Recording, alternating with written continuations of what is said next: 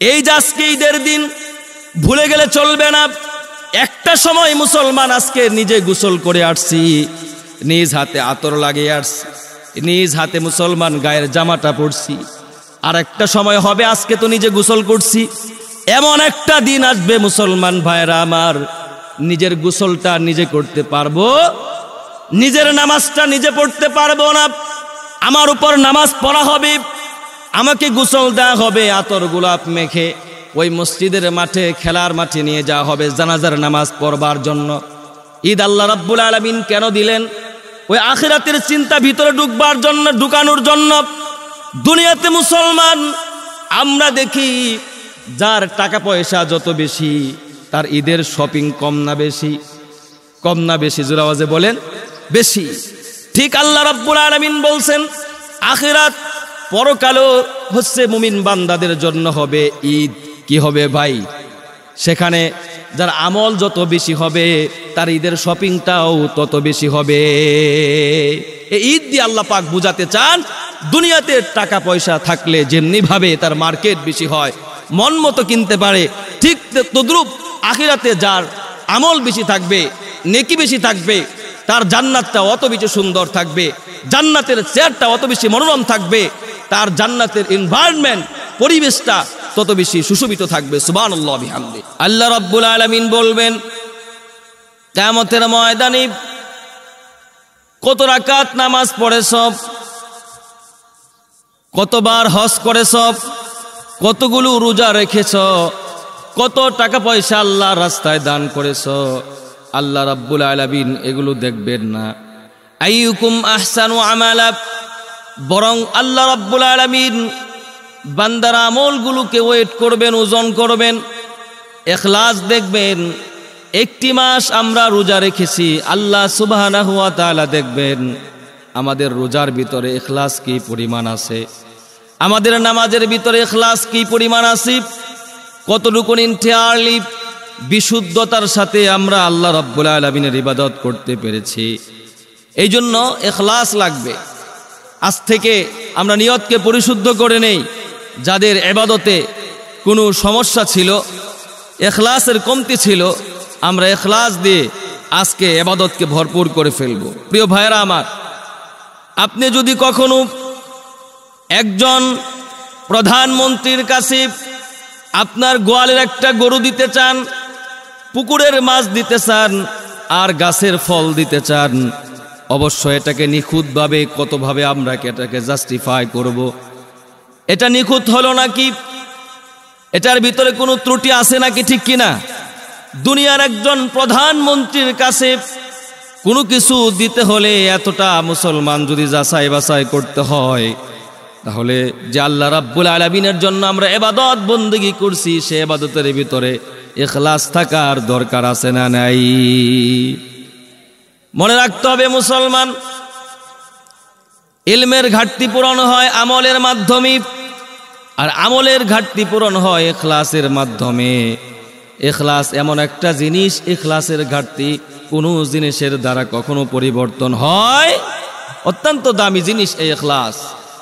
আর ইখলাস এত বড় একটা জিনিস, এত দামি একটা জিনিস, কোনো মানুষের অন্তরে যদি ইখলাস থাকে, আমার বন্ধুগণ, সেও বলতে পারবে না তার ভিতরে ইখলাস আছে।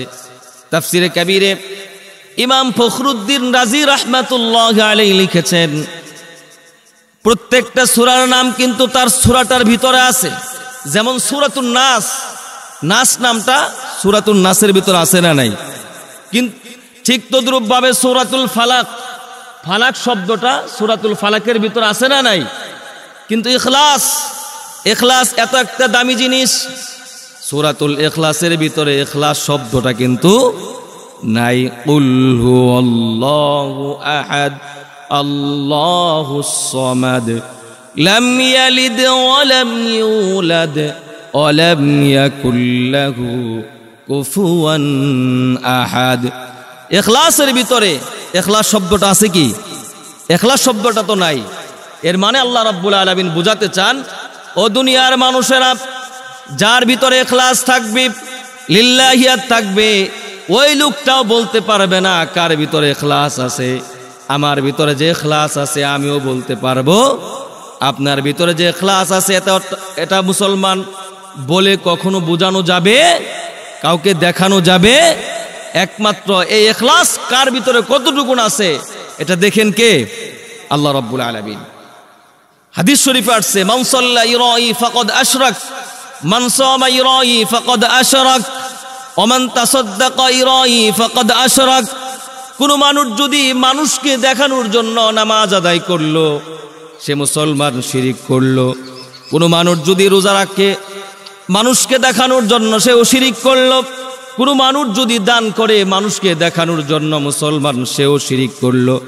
তিরমিজি শরীফের বর্ণনা 2381 নম্বর হাদিস, আল্লাহ রাসূল সাল্লাল্লাহু আলাইহি ওয়াসাল্লাম বলেছেন, মান ইউরাই ইউরাইল্লাহু বিহি ওয়া মান ইউসাম্মি ইউসাম্মিল্লাহু বিহি। কোন মানুষ যদি তার আমলগুলোকে মানুষকে দেখাতে চায়, আল্লাহ রাব্বুল আলামিন তার আমলগুলোকেও মানুষকে দেখিয়ে দেন। কোন মানুষ যদি তার আমল করে সুনাম সুখ্যাতি অর্জন করতে চায়, তাহলে মুসলমান আল্লাহ রাব্বুল আলামিন তার আমলগুলোকে মানুষের সামনে এমনভাবে প্রেজেন্ট করেন, ওই আমলগুলোর ভিতরে আল্লাহ রাব্বুল আলামিন ভুল ধরায় দেন। পদে পদে দেখবেন ওই কাজের ভিতরে ভুল হচ্ছে, কারণ সে কাকে দেখাচ্ছে না? মানুষকে দেখানোর জন্য করতেছে, আল্লাহ রাব্বুল আলামিনকে দেখানোর জন্য সেগুলো করতেছে না। এই জন্য ভাইয়ারা আমার, আল্লাহ রাব্বুল আলামিনকে দেখানোর জন্য কাজ করতে হবে, দুনিয়ার কোনো মানুষকে নয়। এই হাদিসটা আসছে তিরমিজি শরীফের 2382 নম্বর হাদিস।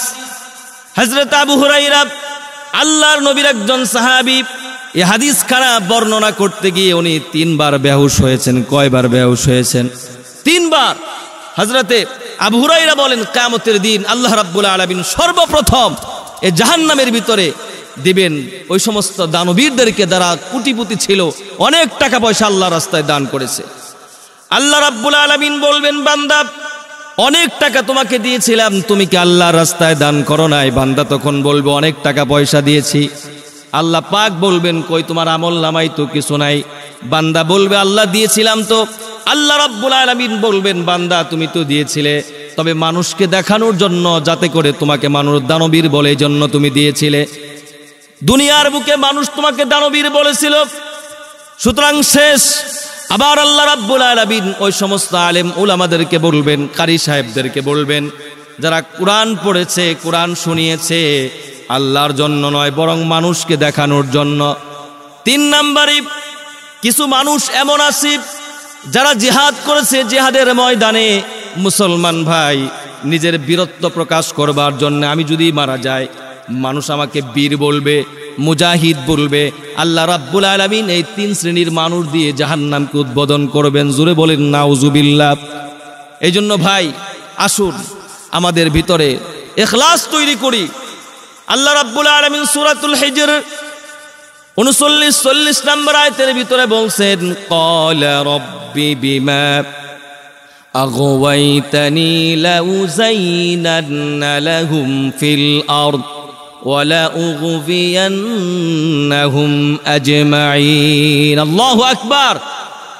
আল্লাহ রাব্বুল আলামিন ইবলিস শয়তানকে যখন জান্নাত থেকে যখন বের করে দিলেন, ইবলিস শয়তান বলেছিল, আল্লাহ যেভাবে তুমি আমাকে বের করে দিলে, আয় আল্লাহ তাআলা তোমার বান্দাদের জন্য দুনিয়াটাকে এমনভাবে আমি জাইয়ান করব, এমন করে সুন্দর করে সাজাবো, গুনাহের কাজগুলোকে তাদের সামনে এমনভাবে সুন্দর করে তুলে ধরবো, তাদেরকে আমি পথভ্রষ্ট করে ফেলবো, তাদেরকে আমি জাহান্নামী বানিয়ে ফেলবো। তবে আল্লাহ মনে রাখবেন, ইল্লা ইবাদাকা মিনহুমুল মুখলাসিন, যাদের ভিতরে ইখলাস আছে তাদেরকে কখনোই আমি পথভ্রষ্ট করতে পারবো। কে বলেছে ভাই? এটা ইবলিস বলেছে। যারা মুখলিস হবে তাদেরকে আমি পথভ্রষ্ট করতে পারবো না। এই জন্য ভাইয়ারা আমার, মুখলিস হওয়ার দরকার আছে না নাই? নাম রাখছে মুখলিস আলী, ইখলাসের কোনো বালাই নাই ভিতরে, ঠিক কিনা বলছেন? ঠিক কিনা বলেন ভাই? এরকম লোক আছে না নাই? নাম মুখলিস আলী, কিন্তু কোনো ভিতরে কোনো ইখলাস নাই। নাম রাখছে ইমান আলী, মসজিদে চিনে না। নাম রাখছে রমজান আলী, রোজার খবর নাই, আছে না নাই? নামের সাথে মুসলমান কাজের কোনো মিল নাই। মুসলমান তো মোরা বটে মুসলমানই নাই, মুসলমান তো মোরা বটে মুসলমানই নাই, দিলে ইমান আছে শুধু দিনের আমল নাই, খাতনা রীতি বাকি বটে ধর্মের শিক্ষা নাই, ইব্রাহিমী ধ্বনি বাকি দিনের মর্ম নাই, ইব্রাহিমী ধ্বনি বাকি দিনের মর্ম নাই। ঠিক না বলেন? নামে মুসলমান। আমার ভাইয়ারা, এই জন্য আসুন ভিতরে আমরা ইখলাস তৈরি করি, লিল্লাহিয়াতের জন্য কাজ করব। তিরমিজি শরীফের 2414 নম্বর হাদিস, আল্লাহর হাবিব বলছেন, মানিল তামাসা রিদা আল্লাহি বিসাখাতিন নাস কাফাহুল্লাহু মুনাতান নাস ওয়া মানিল তামাসা রিদা আন-নাস বিসাখাতিল্লাহি ওয়াকালাহুল্লাহু ইলান নাস। যে ব্যক্তি আল্লাহ রাব্বুল আলামিনকে সন্তুষ্ট করবার জন্য কাজ করবে, দুনিয়ার মানুষ যদিও অসন্তুষ্ট হয়ে যায়, কিছুদিন পরে আল্লাহ রাব্বুল আলামিন আপনার মোহাব্বত ভালোবাসা ওই সমস্ত মানুষের অন্তরে সৃষ্টি করে দিবেন যারা আপনার প্রতি অসন্তুষ্ট হয়েছিল আল্লাহকে খুশি করতে গিয়ে। আমার ভাইয়ারা, আবার রাসূলুল্লাহ বললেন, মানুষকে খুশি করবার জন্য যদি তোমরা আল্লাহ রাব্বুল আলামিনকে অসন্তুষ্ট করো, এমন কাজ করো যেই কাজ করলে মানুষ খুশি হয়, নারাজ হয় কে ভাই? জোরে আওয়াজে বলেন না কেন, নারাজ কে হয়? আল্লাহ নারাজ হয় কিন্তু মানুষ না খুশি হয়। আল্লাহ রাব্বুল আলামিন বলছেন, আল্লাহর হাবিব সাল্লাল্লাহু আলাইহি ওয়াসাল্লাম বলেছেন, যদিও মানুষ কিছু সময়ের জন্য খুশি হয় তোমার উপর, বান্দা তুমি মনে রাখবে, ভালো করে জেনে রাখবে, কিছুদিন পরে এই মানুষগুলো তোমাদের প্রতি আমি আল্লাহ রাব্বুল আলামিন তাদেরকে অসন্তুষ্ট করে দিব। এই জন্য ভাই ভিতরে ইখলাস আনতে হবে। একটি মাস মাহে রমাদান আল মুবারকে আমরা রোজা রেখেছি, আমাদের ভিতরে অনেকের ইখলাস ছিল না। এজন্য আসুন আমরা ভিতরে ইখলাস তৈরি করি। একমাত্র আল্লাহর জন্য আমাদেরকে কাজ করতে হবে, ইখলাস এবং লিল্লাহিয়াত ভিতরে সৃষ্টি করতে হবে। আমার ভাইয়েরা, এই যে মাহে রমাদান আল কারীম আল্লাহ রাব্বুল আলামিন আমাদেরকে দান করলেন, ইখলাস আল্লাহ রাব্বুল আলামিন আমাদেরকে দেবার জন্য মাহে রমাদান আল মুবারক আমাদেরকে দিয়েছেন। আমার ভাইয়েরা, অনেক মানুষ এমন ছিল এই রমজান আল মুবারকের আগেই আল্লাহ রাব্বুল আলামিন তাদেরকে নিয়ে গেছেন, কিন্তু আল্লাহ রাব্বুল আলামিন আমাদেরকে হায়াত দান করছেন। একটা মাস আগে মুসলমান, রমজানের আগে যারা মৃত্যুবরণ করেছে, রমজান পাওয়ার পরে যারা মৃত্যুবরণ করবে, এই দুই ব্যক্তির ভিতরে মুসলমান পার্থক্য আছে না নাই? আল্লাহ রসুল সাল্লাল্লাহু আলাইহি সাল্লামের জমানার কথা, আল্লাহর হাবিব সাল্লাল্লাহু আলাইহি ওয়াসাল্লামের জমানায় আমার বন্ধুগণ, দুইজন লোক কালেমা পড়ে ইসলাম কবুল করল, ধর্ম গ্রহণ করল।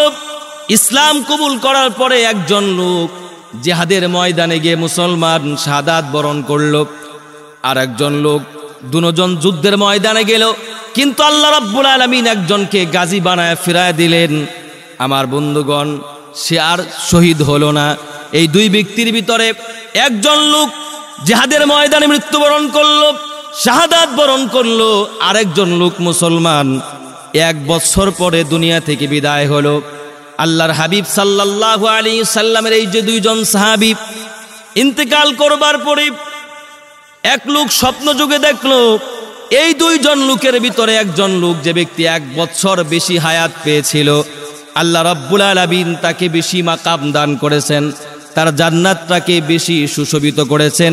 ওই লোকটার চেয়ে, যেই লোকটা জিহাদের ময়দানে গিয়ে শাহাদাত বরণ করেছে, ওই লোকটার চেয়ে আল্লাহ রাব্বুল আলামিন, যেই লোক 1 বছর বেশি হায়াত পেয়েছিল, আল্লাহ সুবহানাহু ওয়া তাআলা তার জান্নাতটাকে আরো বেশি বড় করে দিয়েছেন। সুবহানাল্লাহ বলেন।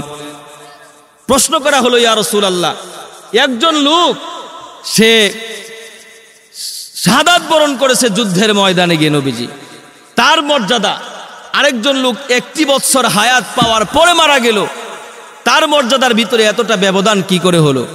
কারণ একজন মুজাহিদ, তার মর্যাদা তো বেশি হওয়ার দরকার ছিল কি ছিল না?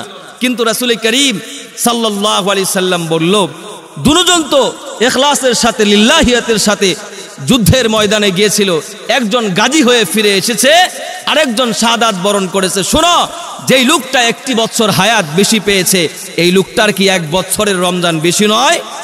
এই লোকটা কি 1 বছরের রমজান বেশি পায় নাই? এই লোকটা কি একটি শবে কদর বেশি পায় নাই? এই লোকটা কি বেশি নামাজ পড়ে না এই লোকটার চেয়ে? সাহাবী প্রশ্ন করলেন, বললেন, ইয়া রাসূলুল্লাহ, অবশ্যই তো পেয়েছে। তাহলে নবীজি বললেন, এজন্যই ওই যে লোকটা 1 বছর বেশি হায়াত পেয়েছিল, তার আমলটাও বেশি ছিল, এই জন্য তার গ্রেডটা আল্লাহ রাব্বুল আলামিন তার অ্যাওয়ার্ড এবং রেওয়ার্ডটা অনেক উঁচু মাপের করে দিয়েছেন। সুবহানাল্লাহ।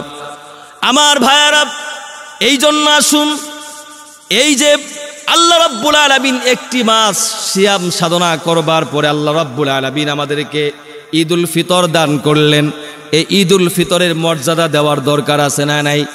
শুকরিয়া আদায় করার দরকার আছে না নাই? এই যে 1 মাস আমরা রোজা রেখেছি, আমার বন্ধুগণ, শুকরিয়া স্বরূপ আমাদেরকে কি করতে হবে? ডান্স করতে হবে। আজকে ডুল ডেক্সের দুম দারাক্কা বাজাতে হবে নাকি? মহিলারা বেপরদায় চলতে হবে নাকি? আল্লাহ রাব্বুল আলামিনের শুকরিয়া জ্ঞাপন করতে হবে, তবে ওইভাবে নয়। বন্ধুগণ, আল্লাহ রাব্বুল আলামিনের কিভাবে শুকরিয়া আদায় করব? এই যে প্রতিদিন আমরা সূরাতুল ফাতিহা পাঠ করেছি বা শুনেছি, মাহে রমাদান আল মুবারকে কমপক্ষে 2000 বার, কত হাজার বার? 2000 বার পড়েছি কিংবা শুনেছি সূরাতুল ফাতিহা। এগুলো কেন বারবার আল্লাহ পাক শোনাচ্ছেন, কেন পড়াচ্ছেন? এখানে মেসেজ আছে না নাই? এই যে আল্লাহ পাক শিখাচ্ছেন, আলহামদুলিল্লাহি রাব্বিল আলামিন, সমস্ত প্রশংসা আল্লাহ রাব্বুল আলামিনের জন্য, যিনি বিশ্ব জগতের প্রতিপালক। এই যে শুকরিয়া জ্ঞাপন করার মেন্টালিটি, মনোমানসিকতা আমার আপনার ভিতরে তৈরি করতে হবে। আল্লাহ রাব্বুল আলামিন এই শিক্ষা আমাদেরকে দিলেন মাহে রমাদানের মুবারকে। বারবার আল্লাহ রাব্বুল আলামিনের শুকরিয়া জ্ঞাপন করতে হবে আমার বন্ধুগণ। কিন্তু আমাদের অভ্যাস হচ্ছে আমরা আল্লাহ রাব্বুল আলামিনের শুকরিয়া আদায় করতে জানি না। আল্লাহ রাব্বুল আলামিনের নিয়ামতের কথা আমরা ভুলে যাই। আমরা সব সময় মুসলমান দুঃখের কথাই সব সময় মনে রাখি, আমরা সব সময় দুঃসময়ের কথা সব সময় মনে রাখি, আল্লাহর নিয়ামতের কথা আমরা ভুলে যাই। আল্লাহ রাব্বুল আলামিন, অথচ ইসলামটা হচ্ছে পুরো এর বিপরীত। আল্লাহ সুবহানাহু ওয়া তাআলা বলেছেন, তোমরা বান্দা দুঃখের সময়টাকে ভুলে যাও, সুখের সময়টাকে বরণ করে বান্দা সব সময় তোমরা আল্লাহ রাব্বুল আলামিনের শুকরিয়া আদায়ে নিয়োজিত হয়ে যাও। আমি আল্লাহ রাব্বুল আলামিন, তোমরা যত বেশি শুকরিয়া আদায় করবে তোমাদের নিয়ামত আরো বৃদ্ধি করে দেব। জোরে জোরে বলেন সুবহানাল্লাহ। আমার ভাইয়ারা, আল্লাহর নবী রাহমাতুল লিল আলামিন সাল্লাল্লাহু আলাইহি ওয়াসাল্লাম বলেছেন, তিরমিজি শরীফের বর্ণনা 2151 নম্বর হাদিস, নবী করিম সাল্লাল্লাহু আলাইহি সাল্লাম বলেছেন, মিন সাআদাতি ইবনি আদম রিযাহু বিমা কাযাল্লাহু লাহ। পৃথিবীতে সৌভাগ্যশীল মানুষকে আল্লাহর হাবিব সাল্লাল্লাহু আলাইহি ওয়াসাল্লাম বলেছেন, এই পৃথিবীর বুকে সৌভাগ্যশীল মানুষ হচ্ছে সে, যে আল্লাহ রাব্বুল আলামিন তার কপালে, তার ভাগ্যে যা কিছু রেখেছেন সব সময় তা নিয়ে সে সন্তুষ্ট থাকবে, আলহামদুলিল্লাহ পড়বে। সে মনে রাখবেন এই কথাটি প্রিয় ভাইরা আমার, আলহামদুলিল্লাহ বলার অর্থ কিন্তু এই নয় যে আপনার জীবনে, আমার জীবনে কোনো দুঃখ নাই, বিষয়টা কিন্তু এমন নয়, বরং দুঃখ থাকবে, কষ্ট থাকবে। মুমিনের জীবনে দুঃখ কষ্টই থাকবে, ঠিক কিনা বলেন? আল্লাহ রাব্বুল আলামিন আমাদেরকে পরীক্ষা করবেন, কখনো সম্পদ দিয়ে পরীক্ষা করবেন, কখনো আমাদের কাছ থেকে সম্পদ নিয়ে পরীক্ষা করবেন আমার বন্ধুগণ, কখনো সন্তান দিয়ে পরীক্ষা করবেন, কখনো আল্লাহ রাব্বুল আলামিন সন্তান না দিয়ে পরীক্ষা করবেন, কখনো আল্লাহ রাব্বুল আলামিন সন্তান নিয়ে পরীক্ষা করবেন, কখনো ক্ষমতা দিয়ে পরীক্ষা করবেন, কখনো মুসলমান ক্ষমতা চিনি নিয়ে আল্লাহ রাব্বুল আলামিন আমাদের পরীক্ষা করবেন, ঠিক কিনা বলেন?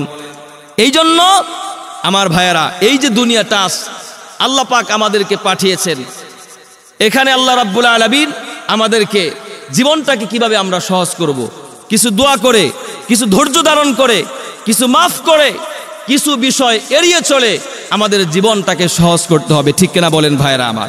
জীবন এমনি এমনি সহজ হয় না। আল্লাহর হাবিব সাল্লাল্লাহু আলাইহি ওয়াসাল্লাম বলেছেন, ওমিন শাকাওয়াতি ইবনে আদম সাখাতুহু তারকুহু ইস্তিখারাতাল্লাহ দুর্ভাগ্যের ব্যাপার হচ্ছে মুসলমান ভাইয়েরা আমার, আল্লাহ রাব্বুল আলামিনের কাছে সে কল্যাণ প্রার্থনা করা ছেড়ে দিবে। ওমিন শাকাওয়াতি ইবনি আদম সাখাতুহু বিমা কাযাল্লাহু লাহ। মুমিন বান্দাদের জন্য আরেকটি দুর্ভাগ্যের ব্যাপার হচ্ছে আল্লাহ রাব্বুল আলামিন তার ভাগ্যে যা কিছু লিখে দিয়েছেন তাতে সব সময় সে অসন্তুষ্ট থাকবে। আল্লাহ পাক তার ভাগ্যে যা কিছু রেখে দিয়েছেন তা নিয়ে সে স্যাটিসফাই থাকবে না, সন্তুষ্ট থাকবে না। এটা হচ্ছে মুমিন বান্দাদের জন্য একটা দুর্ভাগ্যের বিষয়। আমরা সব সময় সন্তুষ্ট থাকবো তো ইনশাআল্লাহ ভাই? আমাদের ভাগ্যে আল্লাহ রাব্বুল আলামিন যা কিছু রাখছেন তা নিয়ে আমরা স্যাটিসফাই থাকবো, সন্তুষ্ট থাকবো ইনশাআল্লাহ। প্রিয় ভাইরা আমার বন্ধুগণ, এই যে আল্লাহ রাব্বুল আলামিন ঈদুল ফিতর আমাদেরকে দান করেছেন, যুবক ভাইয়ারা আমাদের আচরণে যেন এটা না ফুটে উঠে, এমন যেন আমরা না করি যে আজকে যে শয়তান ছাড়া পাবে, শয়তানের গলার ভিতরে মালা দিয়ে যাতে করে জেলখানা থেকে আমরা বের না করি। আমাদের চরিত্রে আচরণে মুখ দিয়া যদি নাও বলি, আচরণে যাতে করে এটা ফুটে না উঠে। প্রিয় ভাইরা আমার, এই জন্য পর্দার আলের মায়েরা পর্দার ভিতর আসতে হবে। মা, অনেক মেয়েরা আছে আজকে দেখবেন সকালবেলা, এই মাটাও সারা মাস রোজা রেখেছে, সকালবেলা এই যে সাজবে, মেকআপ দেবে, মেকআপ ধুতে হবে বলে, ধৌত করতে হবে বলে, মেকআপ নষ্ট হয়ে যাবে বলে জোহরের নামাজটাও আজকে পড়বে না, নিয়ত করে ফেলছে। ঠিক কিনা বলেন? অনেকে নিয়ত করে ফেলছে মেকআপ নষ্ট হবে, কথাও বলবে না। আজকে অনেকে দেখবেন ভাই বোন তো দূরের কথা, স্বামীর সাথেও কথা বলবে না, কারণ তার ঠোঁটের লিপস্টিক নষ্ট হবে। আছে না নাই? মুসলমান ভাইয়েরা আমার ও পর্দার আলের মায়েরা, কথাগুলো মনে রাখবেন। আল্লাহর হাবিব সাল্লাল্লাহু আলাইহি ওয়াসাল্লাম বলেছেন, ইন্নাল্লাহা ইয়াদনু মিন খালকিহি ফায়াগফিরু লিমান ইস্তাগফিরু ইল্লা লিবাগিন বিফরজিহা। আল্লাহর হাবিব সাল্লাল্লাহু আলাইহি ওয়াসাল্লাম বলেছেন, সৃষ্টিকুলের ভিতরে যত মানুষ রয়েছে, সৃষ্টিকুল রয়েছে, আল্লাহ রাব্বুল আলামিনের কাছে ক্ষমা চাওয়ার সঙ্গে সঙ্গে আল্লাহ পাক ক্ষমা করে দেন। কিন্তু যেই সমস্ত মহিলারা বেপরদায় চলবে, তারা যদিও তাহাজ্জুদের সময় আল্লাহ রাব্বুল আলামিনের কাছে দোয়া করে, শেষ রাতে মুসলমান, তাদের কোনো দোয়া, তাদের কোনো ইবাদত বন্দেগী আল্লাহ রাব্বুল আলামিন মঞ্জুর করবেন না। জোরে জোরে বলেন নাউজুবিল্লাহ। বেপরদায় যদি চলেন মা, আপনার দোয়া আল্লাহ পাক শেষ রাত্রেও কবুল করবেন না। দোয়া তো কবুল হবেই না, আপনার কোনো ইবাদত আল্লাহ রাব্বুল আলামিনের কাছে অ্যাকসেপ্টেবল হবে না, গ্রান্টেবল হবে না। জোরে বলেন নাউজুবিল্লাহ। যুবক ভাইয়েরা আমার, এই জন্য আসুন আমরা আমাদের জীবনটাকে সুন্দর করি, ঈদটাকে আমরা গুনাহমুক্ত করে ফেলি। অনেকে মুসলমান ঈদের দিনের প্রথম সিনেমা, ঈদের দিনের দ্বিতীয় সিনেমা, তৃতীয় সিনেমা, গুনাহ করে করে মুসলমান ঈদটাকে আমরা 7 দিন পর্যন্ত নিয়ে যায়। আছে না নাই? ঈদের দিনে মুসলমান নতুন সিনেমা রিলিজ হবে, অনেক মানুষ ঈদগাহের ময়দানেও বসে আছে, নামাজটা পড়ে গিয়ে সিনেমা দেখতে যাবে, কিংবা বাড়ির ভিতরে গিয়ে ধুম ধারাক্কা ডেক্স বাজাবে। আছে না নাই? এরকম লোক আছে না নাই? অথচ আল্লাহ রসুল বলছেন কিছু মানুষ আছে নামাজ পড়ে রোজা রেখেও তারা আল্লাহর জাহান্নামে যাবে। জানার দরকার আছে না নাই? প্রকৃতির লোক কারা? যারা নামাজ পড়বে, রোজা রাখবে, এরপরও তারা আল্লাহর জাহান্নামে নিক্ষিপ্ত হবে। এই হাদিস খানা আসছে বাইহাকী শরীফের বর্ণনা। আল্লাহর নবী রাহমাতুল লিল আলামিন সাল্লাল্লাহু আলাইহি ওয়াসাল্লাম একবার তিনি এক পাহাড়ের পাদদেশে 19 জন সাহাবী নিয়ে বসে আছেন। হঠাৎ করে একজন লোক আসলো। হযরত আব্দুল্লাহ ইবনে উমর রাদিয়াল্লাহু তাআলা আনহু বর্ণনা করেন, হঠাৎ একজন লোক আসলো। লোকটা এসে আল্লাহর হাবিব সাল্লাল্লাহু আলাইহি ওয়াসাল্লামের কনিষ্ঠ আঙ্গুলটা ধরে একটু দূরের দিকে নিয়ে গেল। হযরত আব্দুল্লাহ ইবনে উমর বলেন, ফায়ারিফুহু মিন্না আহাদুন লা ইয়ারিফুহু মিন্না আহাদুন। এই লোকটাকে আমরা কেউ চিনতাম না। যখন ওই অপরিচিত লোকটা এসে আল্লাহর হাবিব সাল্লাল্লাহু আলাইহি ওয়াসাল্লামের কনিষ্ঠ আঙ্গুলটা ধরে একটু দূরের দিকে নিয়ে গেল, আব্দুল্লাহ ইবনে উমর বলেন, আমি এক কদম সামনের দিকে দেই, আবার আর এক কদম পিছনের দিকে দেই, সামনের দিকে দেই। এই জন্য এমনও তো হতে পারে আল্লাহর হাবিব সাল্লাল্লাহু আলাইহি ওয়াসাল্লামের তো মুসলমান শত্রুর অভাব নাই। আড়ালে নিয়ে নবী করিম সাল্লাল্লাহু আলাইহি ওয়াসাল্লামের উপর জুলুম করতে পারে, নবীজির গায়ে আঘাত করতে পারে। এই জন্য এক কদম সামনে দেই। হযরত আব্দুল্লাহ ইবনে উমর বলেন, আরেক কদম আমি পিছনে এই জন্য দেই, এমনও তো হতে পারে নবী করিম সাল্লাল্লাহু আলাইহি সাল্লামের সাথে এই লোকটার গোপনে কোনো আলাপ থাকতে পারে কি পারে না? নবী করিম সাল্লাল্লাহু আলাইহি সাল্লামের সাথে গোপন পরামর্শ তো থাকতে পারে। এই জন্য আব্দুল্লাহ ইবনে উমর আবার আরেক কদম পিছনের দিকে দেয়। মুসলমান ভাইয়েরা আমার, হযরত আব্দুল্লাহ ইবনে উমর বলেন, আমি লক্ষ্য করে দেখলাম কিছুক্ষণ পর নবী করিম সাল্লাল্লাহু আলাইহি সাল্লামকে নিয়ে ওই লোকটা একটা পাথরের উপরে বসলো। আল্লাহর হাবিব সাল্লাল্লাহু আলাইহি সাল্লামের কানে কানে কি যেন বলে লোকটা চলে গেল। নবী করিম সাল্লাল্লাহু আলাইহি ওয়াসাল্লাম আমার দিকে তাকান, এইভাবে হাতের তালুটা থুতনির ভিতরে দিয়া চিন্তাগ্রস্ত মানুষ যেভাবে বসে থাকে সেইভাবে বসে রইলেন। নবী করিম সাল্লাল্লাহু আলাইহি ওয়াসাল্লামের দুচোখ দিয়ে দরদর করে পানি পড়তে আরম্ভ করে দিল। আমার ভাইয়েরা, আপনারা জানেন আল্লাহর হাবিব সাল্লাল্লাহু আলাইহি ওয়াসাল্লামের সাহাবীরা নবীজিকে কি পরিমাণ ভালোবাসতো, কি পরিমাণ মুসলমান মোহাব্বত করত। নবীজির একটু ইশারায় সাহাবায়ে কেরাম জীবন দেওয়ার জন্য প্রস্তুত হয়ে যেত। নবীজির একটু ইশারায় সাহাবায়ে কেরাম স্ত্রীকে বিধবা বানিয়ে দিত। নবীজির একটু ইশারায় মুসলমান সাহাবায়ে কেরাম আপন মাতৃভূমি ছেড়ে মক্কা ছেড়ে মদিনায় হিজরত করে চলে গিয়েছে। সেই সাহাবায়ে কেরাম স্ত্রীর কলিজা ছিদ্র হয়ে রক্ত বের হবে, আল্লাহর হাবিবের সাহাবীরা এটা বরদাস্ত করতে পারতেন।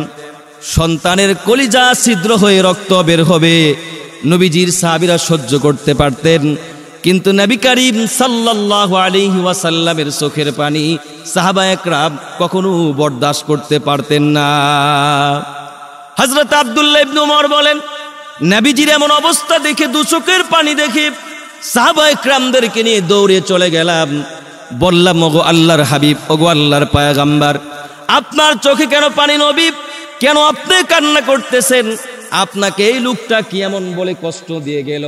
ওগো নবীজি, আপনি আমাকে বলেন, এই লোকটাকে ধরে এখনই পানিশমেন্ট করে দেই, শাস্তি আমি দিয়ে দেই। ওগো আল্লাহর হাবিব, একটু বলেন, এক্সপ্লেন করেন, ব্যাখ্যা করেন। নবীজি কথা বলেন না। আল্লাহর হাবিব কিছুক্ষণ পরে বললেন, সাহাবীরা টেনশন করো না, চিন্তা করো না, এই লোকটা তোমাদের মতো সাধারণ কোনো মানুষ নয়, এই লোকটা হচ্ছে আল্লাহর প্রেরিত দূত জিব্রাইল। আল্লাহু আকবার। সাহাবীরা বললেন, নবীজি, জিব্রাইল বুঝতে পারলাম আপনার চোখে কেন পানি, কি এমন কথা বলে গেল যার কারণে আপনি কান্না থামাতেছেন না গো নবী? আল্লাহর হাবিব রাহমাতুল লিল আলামিন সাইয়্যিদুল মুরসালিন নবী মুহাম্মদুর রাসূলুল্লাহ সাল্লাল্লাহু আলাইহি সাল্লাম সব সময় উম্মতের ব্যথায় ব্যথিত ছিলেন, উম্মতের কষ্টে তিনি জর্জরিত ছিলেন। এই জন্য হযরতি রাসূল করিম সাল্লাল্লাহু আলাইহি ওয়াসাল্লাম বললেন, সাহাবীরা, এই মুহূর্তে জিবরিল আমিন আমার কাছে খবর পৌঁছে গেল, কিয়ামতের ময়দানে হাসরের মাঠে আমার কিছু উম্মত শূকরের আকৃতিতে উঠবে, বানরের আকৃতিতে উঠবে। উম্মতের ব্যথায় ব্যথিত হয়ে আমি রাহমাতুল লিল আলামিন কাঁদতেছি। রাহমাতুল লিল আলামিন নবী লাখো সালাম পড়েন, রাহমাতুল লিল আলামিন নবী লাখো সালাম। যার উপরে নাজিল হলো, যার উপরে নাজিল হলো পবিত্র কালাম, রাহমাতুল লিল আলামিন নবী লাখো সালাম, রাহমাতুল লিল আলামিন নবী লাখো সালাম। আল্লাহর হাবিবের সাহাবীরা বললেন, নবীজি, কেন কেন আপনার এই উম্মতগুলো কি নামাজ পড়বে না? রমজান মাসে কি তারা রোজা রাখবে না? নবীজি বললেন, ইয়াসিমুনা ইউসাল্লুনা ইউহাজ্জুন, তারা শুধু নামাজ পড়বে তাই নয়, তারা রমজান মাসে রোজা রাখবে, হজ করবে, উমরা করবে, দান সদকা চাষ ইশরাক তাওবিন সব করবে। এরপরও কিয়ামতের ময়দানে হাসরের মাঠে শূকর এবং বানরের আকৃতিতে উঠবে। কারণ হচ্ছে তারা গান বাজনার প্রতি হয়ে যাবে, এতটাই ডান্সের প্রতি, নাচের প্রতি আকৃষ্ট হয়ে যাবে। সারা বৎসর তো তারা গানের প্রতি আকৃষ্ট থাকবেই থাকবে। এমনকি ঈদুল ফিতর ধর্মীয় প্রোগ্রামের ভিতরেও তারা মুসলমান অনেক সময় গানের প্রতি ডোল ডেক সেট বাজায় তারা গানের আয়োজন করবে। এই প্রকৃতির লোক আছে না নাই? বিয়ে হচ্ছে ধর্মীয় প্রোগ্রাম, কিন্তু মুসলমান বিয়ের দিনে ডোল ডেক সেট আছে না নাই? ঈদুল ফিতরের দিন মুসলমান ভাইয়েরা আমার, এটাও হচ্ছে একটা ধর্মীয় অনুষ্ঠান, ঠিক কিনা বলেন? ঈদুল আজহার দিন ধর্মীয় অনুষ্ঠান, কিন্তু মুসলমান আজকে আমরা ধর্মীয় অনুষ্ঠানগুলোকে গুনাহের দ্বারা, গান বাজনার দ্বারা ভরপুর করে দিচ্ছি। আমার বন্ধুগণ, এই জন্য আসুন আমরা ঈদটাকে সুন্দর করে সাজাবো। হযরত উমর রাদিয়াল্লাহু তাআলা আনহুর ঘটনা আপনারা জানেন। ঈদগাহের ময়দানে নামাজ আদায় করার পর আর কাউরে খুঁজে পাওয়া যায়, সবাই আসছে, কিন্তু হযরত উমর রাদিয়াল্লাহু তাআলা আনহুকে মুসলমান খুঁজে পাওয়া যায় না। কোথায় গেল হযরত উমর? সাহাবা একরাম হযরত উমরের বাড়িতে চলে গেলেন, ঘরের দরজায় গিয়ে নক করলেন। উমর তাড়াতাড়ি করে বের হয়ে আসেন, হযরত উমর দরজা খুলে না। হযরত উমর রাদিয়াল্লাহু তাআলা আনহু কান্দে। সাহাবা একরাম বললেন, আজকে আনন্দের দিন, খুশির দিন, ওমর আপনি কেন কান্নাকাটি করেন? হযরত উমর রাদিয়াল্লাহু তাআলা আনহু বললেন, আজকে আনন্দ হচ্ছে তাদের জন্য, আনন্দ হচ্ছে, খুশি হচ্ছে তাদের জন্য যাদের কাছে এই সংবাদ পৌঁছেছে আল্লাহ রাব্বুল আলামিন তাদের রমজানের রোজা আল্লাহ পাক কবুল করে নিয়ে তাদের জিন্দেগির তামাম গুনাহ খাতা মাফ করে দিয়েছেন। আমি উমরের কাছে এমন কোনো সংবাদ তো আসে নাই, সুতরাং আমার আবার আনন্দ কিসের, খুশি কিসের? সুবহানাল্লাহ বলবেন না? অথচ যেই উমর, লাউ কানা বাদি নাবিয়ান লাকানা উমর, আল্লাহর হাবিব সাল্লাল্লাহু আলাইহি ওয়াসাল্লাম বলেছেন, আমার পরে যদি কেউ নবী হতো সেটা উমর হতো। আমার বন্ধুগণ, আল্লাহর হাবিব রাহমাতুল লিল আলামিন মেরাজের রাত্রে গিয়ে যে উমরের বাড়ি জান্নাতের ভিতরে দেখে আসছেন, সেই উমরের ভিতরে যদি জাহান্নামের এমন ভয় থাকে, আমাদের ভিতরে মুসলমান জাহান্নামের ভয় থাকার দরকার আছে না নাই? আজকে দেখবেন এই যে গান বাজনা, হাদিসে আসছে শুআবুল ঈমান 46 নম্বর হাদিস, 4746 নম্বর হাদিস, আল গিনাউ ইউমবিতুন নিফাক ফিল কলব কামা ইউমবিতুল মাউজ জার। আল্লাহর হাবিব সাল্লাল্লাহু আলাইহি সাল্লাম বলেছেন, গান বাজনা মানুষের অন্তরে নেফাকি সৃষ্টি করে, যেমনি ভাবে পানি শস্য সৃষ্টি করে, ঠিক তেমনি ভাবে গান বাজনা মানুষের অন্তরে মুনাফিকি সৃষ্টি করে। গান বাজনার কারণে মানুষের অন্তরে নেফাকি সৃষ্টি হয়, গুনাহের প্রতি আকর্ষণ তার অন্তরে সৃষ্টি হয়ে যায়, কুরআনুল কারীমের প্রতি তার অন্তরে অনীহা সৃষ্টি হয়ে যায়। গান বাজনার কারণে জিনা ব্যভিচারের প্রতি তার মনটা সবসময় উদ্বুদ্ধ থাকে, মস্তিষ্কের উপর মুসলমান আবরণ পড়ে যায়। গান বাজনা যে ব্যক্তি শুনবে, তার মাঝে সে কখনো হক এবং বাতিলের মাঝে কখনো পার্থক্য সে বুঝে না। প্রিয় ভাইরা আমার, হযরতে আব্দুল্লাহ ইবনে উমরের আজাদকৃত একজন গোলাম ছিলেন, নাম তার হযরত নাফে রাদিয়াল্লাহু তাআলা আনহু। হযরত নাফে বলেন,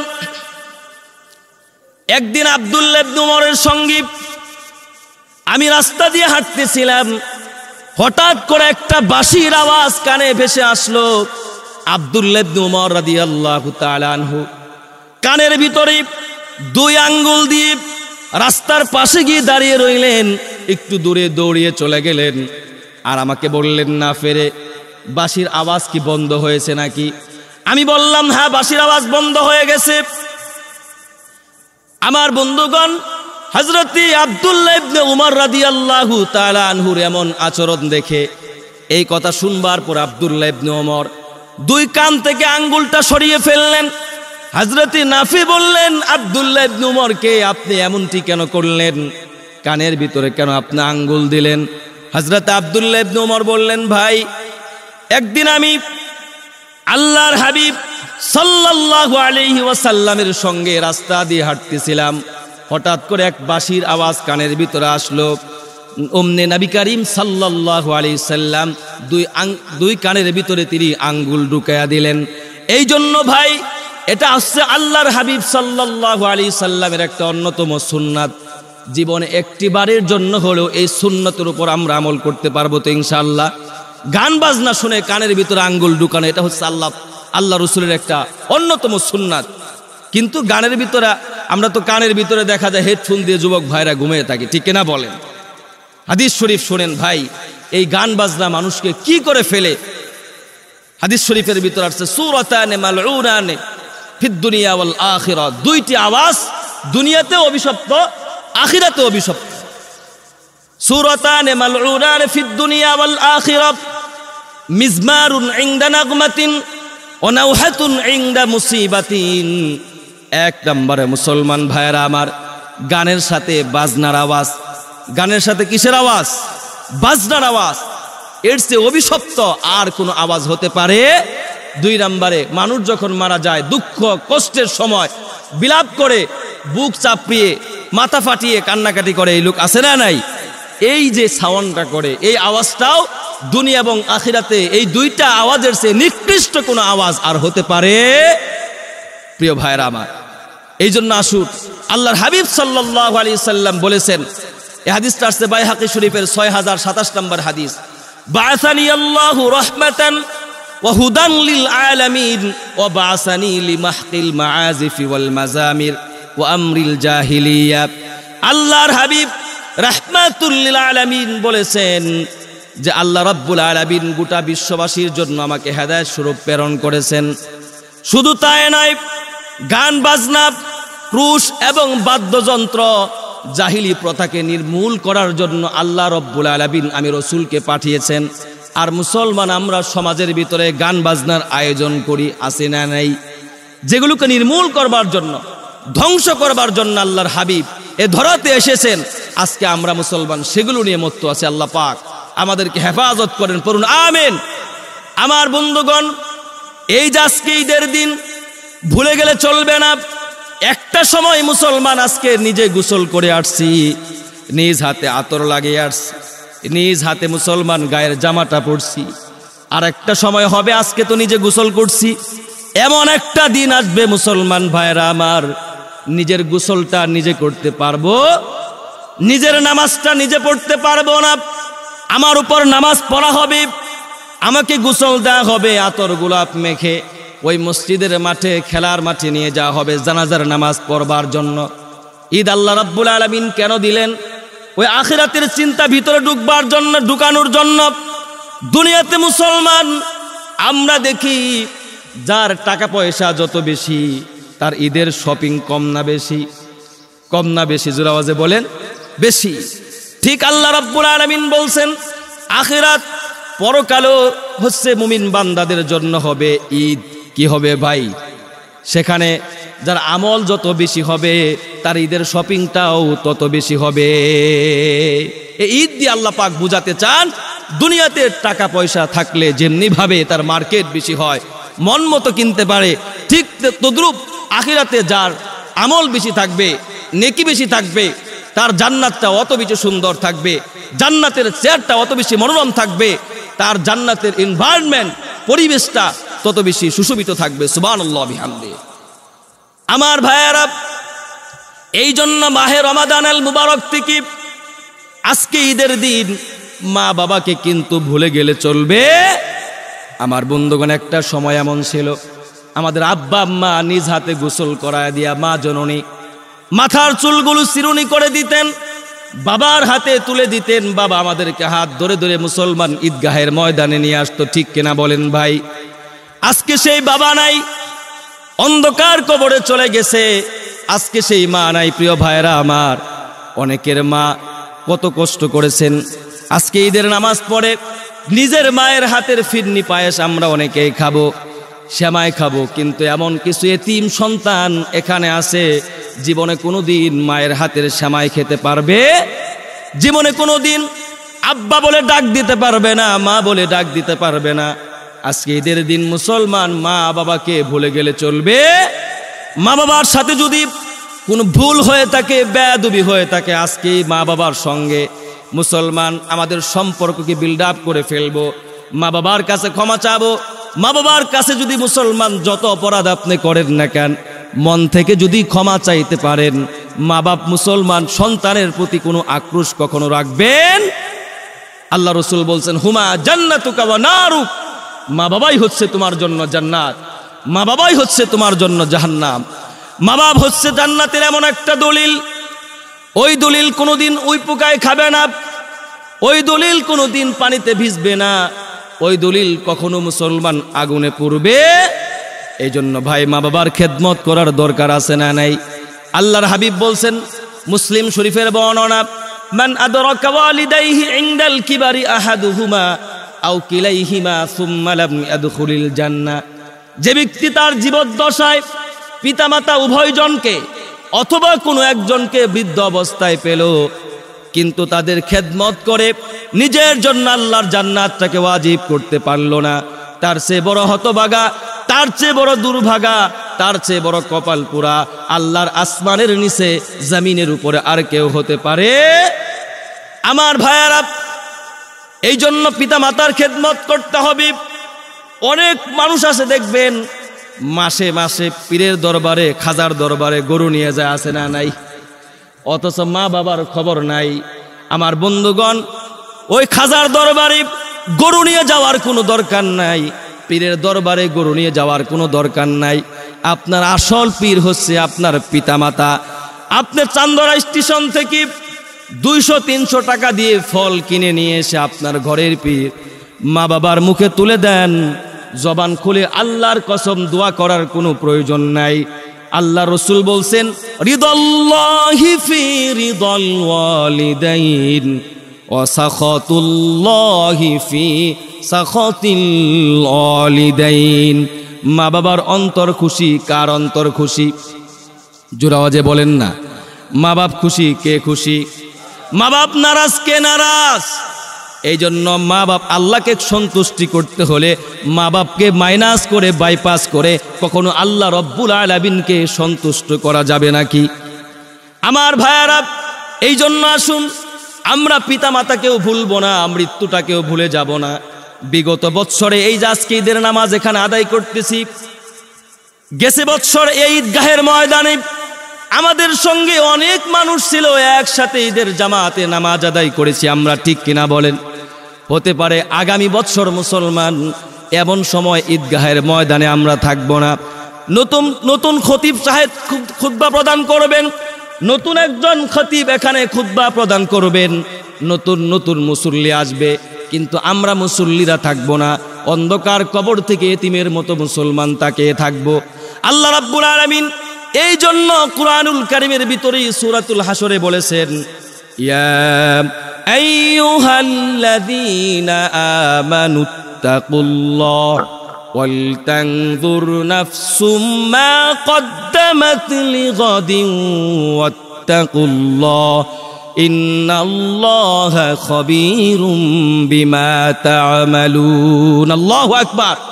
আল্লাহ পাক বলছেন, and let every person look to what he has sent forth for tomorrow, যে প্রত্যেকটা মানুষ আল্লাহকে ভয় করো। কাকে ভয় করো?